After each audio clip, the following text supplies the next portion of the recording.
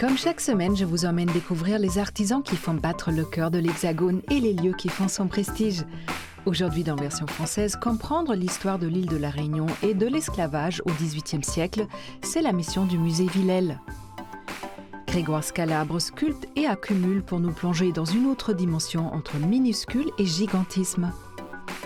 Connexion entre les êtres et les matières, Marine Serre diffuse un message d'amour à travers son défilé Printemps-été 2025. Séverine et Christophe créent de concert des pièces riches de savoir-faire et d'histoire régionale. Zoom sur la fabrication de couteaux basques. Et juste avant de rencontrer le céramiste sculpteur Grégoire Scalabre, tout de suite notre rubrique Pépites.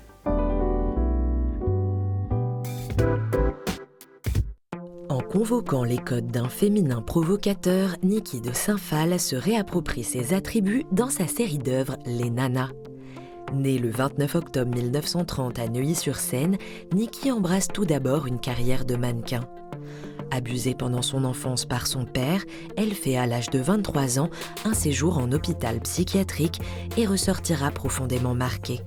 Elle dira d'ailleurs « J'ai commencé à peindre chez les fous, j'y ai appris à traduire en peinture mes sentiments ». N'ayant pas reçu d'enseignement académique de l'art, ce sont donc ses sentiments qui la guident entièrement.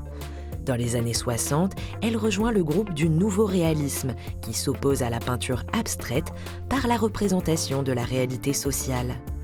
Artiste engagée, Niki soutient d'ailleurs de nombreuses causes comme celle des Noirs américains, des malades du sida ou encore la lutte contre le patriarcat. C'est dans ce cadre que naissent les nanas.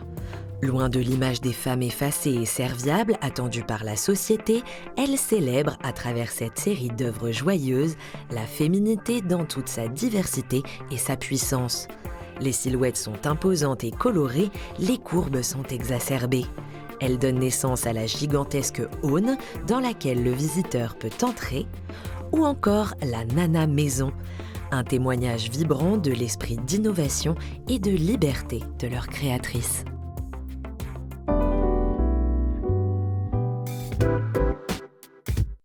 Ancien domaine colonial de riches planteurs, le musée de Villèle nous invite à découvrir la vie des maîtres de l'époque et des esclaves. Direction La Réunion.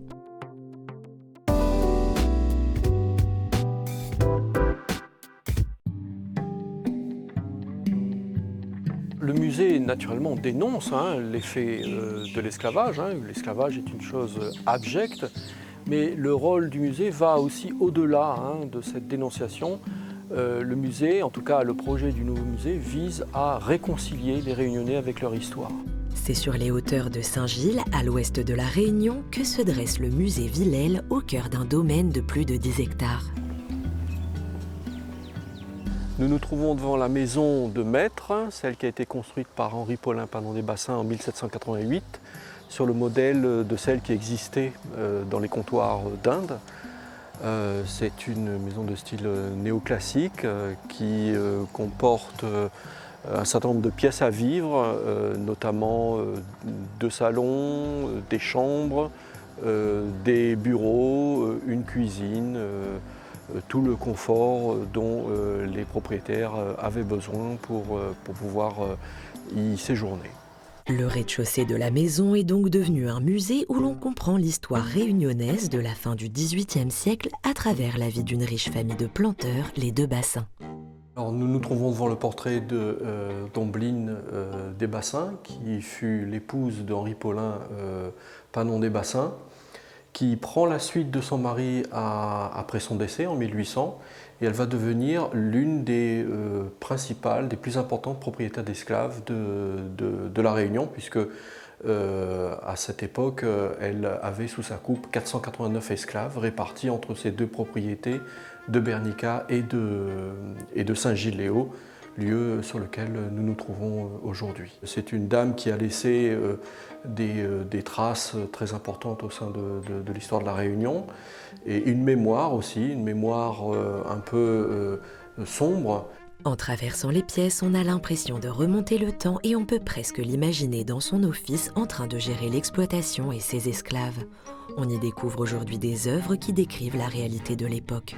Nous sommes en présence de deux gravures. La première qui représente une coupe de bateau négrier et la manière dont les esclaves sont disposés au sein des entrepôts. Donc ça vous donne une idée de la condition dans lesquelles étaient transportés ces esclaves, et ça vous donne aussi une idée aussi de ce qu'ils pouvaient ressentir durant cette traversée. Et à gauche, nous avons une scène de traite, donc des marchands d'esclaves qui se disputent la vente d'une famille, visiblement, avec l'homme d'un côté qui est séparé de sa femme et de probablement son enfant de l'autre. Pièce centrale de la maison, le salon où Madame de Bassin recevait un arrêt incontournable pour les puissants de passage sur l'île. Dans ce salon, on consommait du thé, du café, donc des denrées qui sont fabriquées ou produites dans le contexte colonial. Mais on discutait aussi de politique et notamment de l'inquiétude que la prochaine abolition pouvait engendrer chez les propriétaires d'esclaves. C'est pour ça qu'on a mis quelques gravures en relation avec cette question dans le salon. Le portrait du commissaire qui vient porter le décret d'abolition à Bourbon, Sarda-Garriga, et puis bien sûr celui qui a été le promoteur de l'abolition, Victor Schœlcher. Une des missions du musée, réintégrer l'existence des esclaves dans cette maison grâce à des objets et des œuvres. Donc, c'est une statue du sculpteur Carpeau qui s'intitule « Pourquoi naître esclave ?» Donc la présence de cette statue au sein du salon, c'était une façon pour nous de remettre l'esclave dans un espace que très probablement il a fréquenté en tant qu'esclave domestique, au sein d'un espace qui était consacré au maître essentiellement. On peut y découvrir depuis 1974 des parcours de vie, des histoires en arpentant ses collections et les vestiges de ce vaste domaine. On se glisse alors dans les pas de celles et ceux qui ont fait la Réunion. Une façon d'affronter son passé pour mieux préparer l'avenir.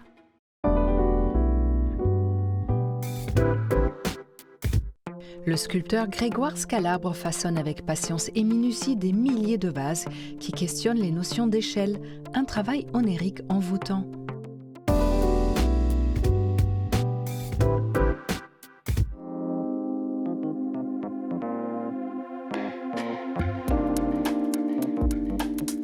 Bonjour Grégoire. Bonjour. Grégoire, avec vos œuvres comme l'ultime métamorphose de Tétis, Sinus ou encore Londé, vous emmenez la céramique de l'infiniment petit à une échelle monumentale par l'accumulation. Alors cette accumulation, est-ce que pour vous c'est aussi une transition entre l'artisanat et l'artiste ou alors l'utilitaire à l'œuvre? Je pense que ce qui est très intéressant, c'est de pouvoir déplacer le curseur de la céramique traditionnelle, en tout cas une technique qui est ancestrale, et de l'amener sur un plan contemporain. Donc moi je joue sur les échelles et sur le fait que les pièces vont avoir une autre lecture avec un travail d'accumulation et en effet amener les pièces sur un plan plus monumental. Donc je joue avec les échelles en fait sur ce plan-là. La rencontre avec la Terre, vous l'avez fait assez jeune, vers 14-15 ans, peut-être aussi grâce ou à cause d'une scolarité un peu compliquée. Ah carrément, oui, j'étais absolument au fond de la classe, à côté du poêle, donc pas du tout adapté à un système scolaire classique. Comme j'étais dyslexique, dysorthographique, on m'a mis en pension. Et là-bas, il y avait un atelier de céramique, donc le ciel s'est entrouvert et j'ai rencontré ce métier. J'ai dit d'ailleurs à mon père, de manière très solennelle, bon papa, moi je vais être céramiste. Vous avez fait une résidence pendant 1 an à la Manufacture de Sèvres. Oui. Vous avez créé cette œuvre aussi monumentale, Astrée. Est-ce que c'était la première très grande œuvre avec l'accumulation? Exactement. D'abord, la résidence à Sèvres, pour moi, c'était un vrai tournant parce que ça a été le déclic où vraiment je me suis autorisé de partir vers la sculpture et le côté contemporain. J'étais encore dans une transition puisque j'appartenais à des pièces utilitaires et un tournage pour des pièces qui sont dédiées à la table. Donc quand je rentre à la manufacture, grâce à David Caméo qui était le directeur de la Manufacture nationale de Sèvres, j'ai naturellement préparé 2 expositions consécutives, une série qui s'appelait Haussmann, qui étaient des pièces qui faisaient référence à l'architecture parisienne, etc. Et la partie Astrée, qui, elle, est le premier travail d'accumulation. En hommage à son premier métier d'artisan potier, Grégoire Scalabre restitue à travers ses œuvres la mémoire des formes emmagasinées au fil des années. Composées d'une myriade d'amphores miniatures en porcelaine, façonnées une à la main par la technique du tournage, ces œuvres monumentales figurent aujourd'hui dans de grandes collections publiques comme privées, allant du Musée des Arts décoratifs de Paris à la galerie Todd Merrill à New York. Un travail colossal dans lequel l'artiste aime brouiller les pistes. Alors sur cette pièce-ci, il y a à peu près 10 000, je pense. 10 000 vases, puisqu'il est recouvert intégralement, dessus, dessous. Et on a des tailles différentes. Donc on joue avec, sur la corolle, vue de face comme ça, on a quelque chose de très plat. Et puis plus on va aller vers l'extérieur, plus on aura un vocabulaire de formes qui seront irisées. Et puis avec une distance de pièces, donc des pièces beaucoup plus hautes. Un vase seul, c'est une personnalité parmi tant d'autres. Donc quand on commence à en avoir plein, on a une autre lecture, alors que ce sont simplement des vases. On a un imaginaire qui prend le dessus, certains voient des coquillages, des coraux. Voilà, c'est quelque chose d'assez mystérieux. Et ce que j'aime aussi, c'est que les premières fois, quand on voit ces pièces-là, dans le premier contact, on ne sait pas ce que c'est. Notamment sur cette pièce, on pense que c'est du bronze, c'est de la fonte, mais c'est de la porcelaine. Et cette lecture-là, moi, j'aime assez ça. À l'origine de cette confusion de formes et des matières, tout commence les mains dans la terre, dans une chorégraphie maîtrisée, presque automatique, où l'artiste redevient artisan. C'est comme une danse, une chorégraphie, je ne sais pas comment on pourrait dire ça, mais mes mains travaillent pour moi. Ça peut paraître un peu désuet aussi ce que je dis, mais je le fais vraiment de manière solennelle, quoi. C'est-à-dire que je prends vraiment plaisir à tourner. J'imagine qu'au début, vous devez vous retrouver avec une angoisse incroyable face à une tâche monumentale. Ou est-ce que c'est au contraire très rassurant de se dire « je me mets là et je fais ça ». Alors c'est tout l'inverse, c'est quand il n'y a rien, quand je n'ai pas de projet, que je suis très angoissé. En fait, ce qui m'intéresse dans cette créativité, c'est l'état second. C'est l'état dans lequel je vais me mettre à en faire des milliers et rentrer dans quelque chose d'assez initiatique. Donc, alors justement, dans quel état êtes-vous quand vous tournez ? Je ne suis pas là. En fait, je suis complètement ailleurs. Je suis sur d'autres projets. Je me mets en automatique, je débite des pièces. J'écoute beaucoup de musique, j'écoute beaucoup de podcasts sur l'histoire, la peinture, la sculpture, etc. La céramique, pour moi, c'est pas un métier, c'est une façon de vivre. Donc, pour des pièces comme ça, monumentales, c'est parce qu'il y a énormément de boulot et de projets et de relevés de défis que ça m'intéresse. Et le défi est de taille. Une fois les milliers d'amphores achevés, Grégoire Scalabre trempe chacune des pièces dans l'émail après une cuisson biscuitée à 980 degrés. Un biscuit, c'est une pièce qui est amenée à une cuisson intermédiaire. Donc là, ça reste encore poreux, ce qui fait que quand je plonge, elle boit l'émail. Et l'émail va se figer ensuite et va devenir des pièces vitrifiées. Ça amène quand même visuellement une douceur. C'est quelque chose qui est... on peut avoir un émail qui est brillant, qui est satiné. Et lorsqu'il est noir, Grégoire aime l'iriser au lapidaire pour créer un jeu de contraste qu'il cartographie ensuite, prenant le recul nécessaire. Quand je travaille sur ces pièces-là, c'est compliqué pour moi parce que je suis à la fois en train de les placer, mais il faut que je garde une vision d'ensemble. Donc par moment, je monte sur l'échelle pour pouvoir... prendre du recul. Pour l'instant, je ne fixe rien, je pose et puis je vais pendant quelques jours retirer, resserrer, retrier. Là, le rendu, c'est vraiment d'essayer de mélanger des zones très très serrées, très très nouées dans le maillage et d'autres qui sont beaucoup plus aérées avec des ellipses plus larges, quoi. Il y a aussi la question de la couleur que je voulais aborder avec vous. Il y a des œuvres noires, il y a des œuvres blanches et puis il y a des œuvres comme Tétis qui ont des camailleux presque comme dans la nature, des milliers de camailleux. Oui. Comment vous les abordez, comment vous les construisez ? Alors là, je pense qu'on est au début de cette histoire de couleurs. J'ai une lecture assez gris, noir, blanc et puis un peu de minéralité. Je vais m'intéresser à l'aspect satiné, mat, brillant. Là, les prochaines pièces qui vont arriver vont faire référence à la nature. Donc l'idée, c'est de pouvoir amener des pièces monumentales et de jouer avec les saisons. De pouvoir imaginer une sculpture qui est recouverte de 80 000 miniatures et qui va calquer à un moment donné par exemple l'automne, donc aller chercher des marrons, des rouges, des jaunes, et de jouer avec se draper dans la nature. Voilà, c'est ça qui m'intéresse. Ou d'imaginer un projet avec le Japon sur des pièces qui, à un moment donné, vont évidemment être à côté des cerisiers japonais, sur ce rose. Voilà, donc là, j'envisage la couleur comme ça. Alors justement, vous parliez du Japon, vous étiez en résidence à la villa Kujoyama. Quel est le projet que vous avez élaboré là? Comme j'étais lauréat avec le prix d'excellence... Bettencourt-Schiller. Voilà, donc là, il y a une possibilité de passer 1 mois et 1 semaine au Japon. Et j'ai adoré, enfin, ça a été le voyage de ma vie. Ce qui me touche, c'est la volonté d'être complètement dans le geste, donc sacraliser la fabrication. Donc les Japonais, pour ça, il n'y a pas de problème, c'est vraiment quelque chose qui est assez impressionnant. Et notamment, j'ai rempli un carnet de dessins. Et donc, c'est une vision des céramiques en extérieur, donc en jouant donc, avec la terre se remélange avec la nature. Se remélange, exactement, parce que la terre vient de la nature et elle passe par l'homme, elle est pétrifiée par le feu et elle revient. Donc, c'est cette boucle qui m'intéresse. On a parlé tout à l'heure aussi du geste, vous avez parlé de l'importance du geste. Ce geste-là, vous le transmettez, vous passez une grande partie du temps aussi à transmettre. L'enseignement, c'est quelque chose qui, d'abord, m'a toujours plu.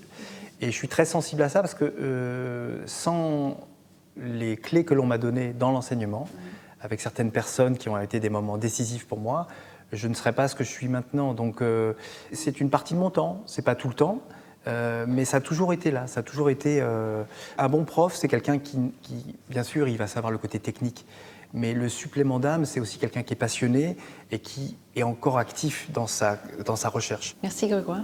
De rien.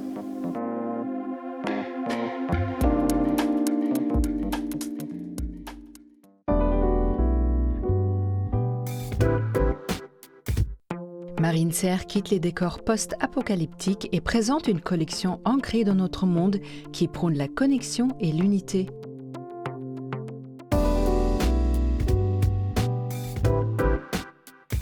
Des vêtements pour un autre monde, un autre temps, un univers post-apocalyptique. C'est avec ce propos que s'est imposée Marine Serre, créatrice radicale d'une mode pensée pour un futur incertain. Habituée des décors inquiétants et des mises en scène théâtrales, elle s'est fait connaître pour ses combinaisons futuristes et son motif demi-lune, véritable succès commercial et médiatique. Quelques saisons plus tard, elle arrive à maturité avec un style plus abordable, pensé pour le monde d'aujourd'hui. Elle présente sa collection été 2025 dans les jardins d'une villa toscane, un décor plus paradisiaque qu'inquiétant. Elle y fait défiler des costumes pas tout à fait traditionnels. Les vestes sont croisées et cintrées, les manches se rallongent, les volumes sont amples et les cols pointus. Un cuir violet s'invite sur une silhouette citadine et se décline sur des pièces colorées qui déplacent la tenue formelle dans un univers alternatif à la fois strict et sensuel, libéré de ses conventions. Il y a toujours chez elle la possibilité d'un vestiaire autre qui parle de connexion. Entre les êtres, entre les tissus et le corps, entre l'histoire de la matière et le vêtement qu'elle compose. Spécialiste de l'upcycling, Marine Serre assemble des pièces avec des écharpes de laine et des foulards en soie et pose un regard poétique sur les vestiges du passé. Dans ce vestiaire recomposé, le vêtement semble parfois littéralement se déplacer sur le corps. Les hanches tombent, les bijoux se propagent sur le buste, des espaces s'ouvrent sur l'humain et créent des respirations. Quelque part dans tout ça, Marine Serre diffuse un message d'amour qui parle du pouvoir des liens collectifs. Elle a baptisé sa collection Toujours connectée, une façon de rappeler son engagement envers une mode qui réunit plutôt qu'elle ne sépare. On le voit sur des silhouettes qui traversent les générations, du bermuda trop large à la chemise boutonnée, ou sur ses costumes blancs, formels, mais confectionnés à partir de linge de maison. Les napperons symbolisent les liens familiaux et le travail de la main, et des fleurs poussent sur un blazer grand format. Est-ce la nature qui reprend ses droits ou plutôt un espoir que la nature humaine, celle qui nous connecte les uns aux autres, l'emporte en période de trouble ? À une époque où la division est plus que jamais source d'anxiété, Marine Serre prend parti. Confrontant nos liens personnels au textile à des pièces finement construites, elle propose une élégance aussi esthétique que morale.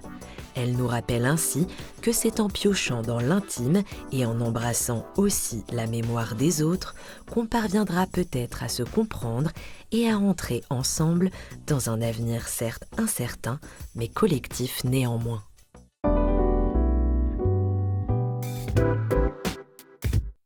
Perpétuant la tradition de création de couteaux basques, Séverine et Christophe font vivre cet artisanat régional d'exception, tout de suite dans le geste.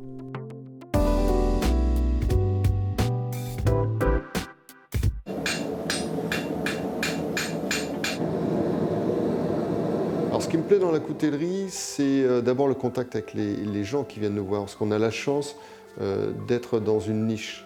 Et comme toutes les niches, vous avez des passionnés. On parle de tous ces couteaux qui ont existé, de l'histoire de la coutellerie, l'histoire des gens autour du couteau. Parce que moi, je considère le couteau, les couteaux qu'on fabrique et le couteau comme un couteau-outil. Il y a 20 ans, Christophe Lauduic, passionné de coutellerie et descendant de rémouleurs basques, décide de se former à cet art et de créer son atelier de confection de couteaux, aujourd'hui installé à Anglette. Spécialisé dans les couteaux basques, un outil qui n'a plus de secret pour lui. Il n'y a pas un couteau basque, il y a plusieurs couteaux basques selon la période où on se situe. C'est-à-dire que les plus anciens, qu'on a trouvés datent du XIIe siècle, donc couteau de berger traditionnel, avec une forme de lame qu'on appelle une forme de lame feuille de sauge. La feuille de sauge, en fait, c'est une forme de lame qui vient des ciseaux à laine pour couper la laine des moutons. Quand l'extrémité des ciseaux était usée, les bergers récupéraient les ciseaux pour faire des lames de couteau. Il y a 4 ans, Christophe a été rejoint par sa femme Séverine, attirée elle aussi par ce contact avec la matière et ce que la nature a de plus beau à offrir. C'est naturellement qu'elle s'est alors formée pour s'occuper de toute la confection des manches. On les transforme, mais on ne les dénature pas. Qu'est-ce que c'est satisfaisant! Toutes les cornes, ce matériau d'origine animale qui est splendide et qui, au départ, est sous une couche croûteuse, très cartonnée, et que l'on va poncer à plusieurs reprises sur différentes machines, et ensuite que l'on va polir. Et là, la corne apparaît dans toute sa splendeur, sous l'effet du polissage, et les pigmentations miroitent. Bon, c'est magique. Des postes bien définis. Christophe œuvre à la forge et prépare toutes les lames. Donc ce morceau d'acier-là, je le mets dans ma forge, je vais le forger jusqu'à temps d'avoir la forme que je désire.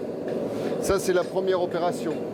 Et après, la seconde opération, une fois que j'ai fait ma forme, qui ne sera pas forcément la forme définitive, je vais laisser ma lame refroidir dans la forge pendant toute la nuit. Et le lendemain matin, je vais continuer à la retravailler. Dans une forge à 1200 degrés, il martèle sa lame et une fois la forme qu'il souhaite obtenue, il effectue une trempe. C'est-à-dire qu'on va tremper la lame dans de l'huile pour que la lame puisse être assez dure et non cassante. Une fois la lame prête, Séverine reprend les rênes de la production pour réaliser ses manches. Essentiellement fabriquées dans de la corne de brebis basque, elles sont d'abord écrasées par un procédé de presse à l'huile chaude. Puis à l'aide d'un gabarit, le manche du couteau est défini puis grossièrement détouré. On est dans le tout début du couteau. Là, c'est une préfiguration de notre manche. Il va falloir l'ouvrir, parce qu'un couteau, c'est un manche, c'est une lame, et la lame doit rentrer dans son rainurage. Donc je vais procéder à, ici, l'ouverture du rainurage, grâce à cette machine ici. Une étape parmi tant d'autres qui demande minutie et extrême concentration. Donc je dois penser à tout. Je dois penser à ce que ma grosse vis ici ne bute jamais dans la machine. Sans ça, je détruis mon appareil, j'abîme mon outil. Tout en perçant, bien sûr, et en ayant un manche qui n'est pas une plateforme, qui n'est pas un pavé droit, et qui, bien sûr, à chaque fois change. Le manche découpé, il faudra ensuite le polir, et ici aussi, la main et l'œil contrôlent la machine. Si on ponce trop pour enlever le cartonné d'une corne, on enlève de la matière, on perd de la matière. On va enlever le plissé, par exemple. On va enlever le plissé qui est très joli, qu'il faut absolument garder. Donc on enlève un petit peu la croûte cartonnée en surface, mais trop poncé, veut dire enlever les jolis reliefs. Donc à chaque fois, c'est du doigté, il faut retenir la main. Donc ici, de toute façon, aucune machine, aucun outil n'est en autonomie. Un duo qui depuis 2 ans a accueilli Licia, une apprentie, afin de lui transmettre tout le savoir précieux de leur artisanat, aujourd'hui devenu rare. En lui apprenant aussi bien à avoir l'œil créatif, comme pour confectionner ces manches qui rappellent les bâtons de berger basque, mais aussi à la restauration de vieux couteaux qui permettent de perpétuer des traditions familiales.